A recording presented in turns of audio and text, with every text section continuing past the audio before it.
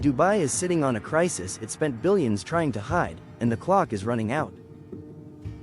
By 2050, large parts of this city may be physically uninhabitable. Not because of war. Not because of economic collapse. Because of something far more basic: water. The Arabian Gulf is warming faster than almost any body of water on Earth. Temperatures in Dubai regularly hit 50 degrees Celsius. And the city has less than 2 days of freshwater reserve at any given moment. 2 days. But here is the part nobody talks about: the solution Dubai chose may be making the problem worse, and it is costing $5 billion a year to keep the whole thing running. Stay with this, because by the end you are going to understand something about modern cities and modern life that most people never connect. Dubai has no natural freshwater. No rivers. No lakes. No meaningful rainfall. So the city built the largest network of desalination plants in the world. These plants pull saltwater from the Gulf, strip out the salt, and push drinkable water through hundreds of miles of pipes to millions of people. It is an extraordinary feat of engineering. The kind of thing that genuinely looks like humans outsmarting nature. Except it runs almost entirely on oil.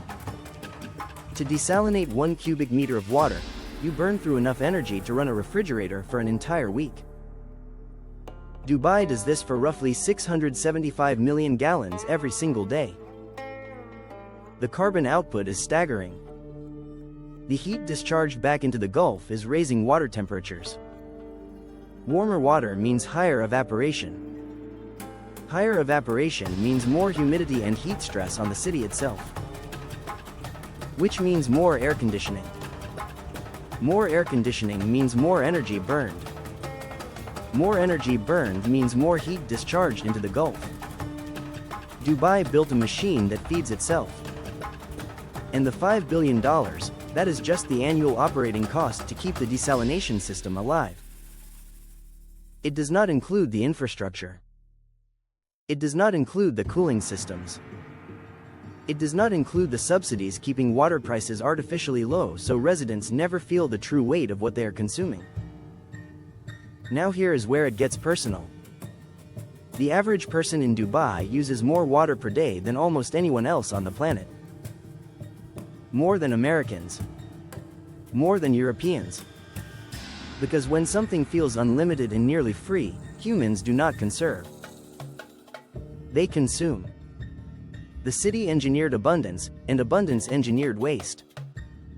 You already know this feeling. Think about the last time you had unlimited access to something, a subscription, a buffet, a free weekend, and how quickly the value of it disappeared. Scarcity creates appreciation. Engineered abundance creates a slow, quiet kind of blindness. Dubai is not unique in this. It is just the most visible version of a problem almost every modern city is sleepwalking into. Phoenix, Arizona is building on aquifers that took 20,000 years to fill and will be empty within decades. Cape Town nearly became the first major city in modern history to run out of water entirely. Chennai in India actually did run out in 2019. Millions of people woke up one morning and turned on their taps and nothing came out. Nothing came out. And yet the story we tell about Dubai is still the one about the skyline. The supercars. The indoor ski slopes. The man-made islands shaped like palm trees. Nobody puts the desalination plants in the tourism brochure. Here's what is strange though. Dubai knows all of this. The government has published detailed reports. The engineers are not asleep. There are genuine investments being made into solar-powered desalination, water recycling, and cloud seeding technology. The city has reduced per capita water use over the last decade. But the pace of reduction and the pace of expansion are not moving in the same direction. Dubai's population has tripled in 20 years. Every new tower, every new hotel, every new community of villas going up in the desert is a new demand on a system already operating at its ceiling. And the tourists keep coming. 17 million in a single year. Each one arriving into a city that feels effortless, cold air the moment you step inside, water that flows without thought, green lawns somehow alive in the desert, all of it maintained by a machinery most visitors never see and a price tag most residents never feel. That gap between how a place looks and how it actually works, that is worth sitting with. Because you probably have a version of that gap in your own life. Something that looks effortless from the outside and costs everything to maintain on the inside. A job that looks impressive but hollows you out. A lifestyle that photographs well but feels hollow to live. A city you live in because the infrastructure of your routine keeps you there, not because you actually chose it. Dubai did not choose the desert. It chose to build on it anyway, and then spent decades and billions of dollars making the desert pretend to be somewhere else. There is something both admirable and deeply exhausting about that. The people who live and work there, the engineers, the architects, the millions of expats who make up over 85% of the population, most of them are not oblivious. They are pragmatic. They came for opportunity. They stay for momentum. The same momentum that keeps most people in most places. It is harder to leave a system once you are inside it, even when you can see the cracks. That is not a lecture. That is just how systems work. Cities, companies, habits, relationships. Once the infrastructure of your life is built around something, the cost of changing it feels higher than the cost of maintaining it, right up until the moment it does not. Dubai's bet is that technology will outrun the problem. Solar desalination is getting cheaper.